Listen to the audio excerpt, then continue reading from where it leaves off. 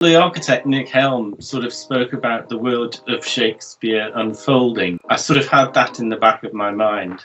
And I think as someone who's worked with light a lot, I saw that folded elevation as a really interesting sort of proposition for a lighting show. Strangely enough, in that original concept image, Nick had sort of commented about the moon, and I always like to put a moon in the nighttime visualization sort of because it just gives some context. I saw that image of all the different phases of the moon in different atmospheric conditions and in different times of year, and I just thought what a wonderful palette it was, and it sort of linked into all the references in Shakespeare to the moon. Physically, the elevation does several different things. Sometimes it just runs from side to side, and sometimes it opens outwards from the middle, and it does different things on different times or different days of the week, and at different times of day it'll look different. So as I was looking at where Prescott overlapped with Shakespeare, what sort of things could we explore, connecting Shakespeare's ideas of time with the history of watchmaking?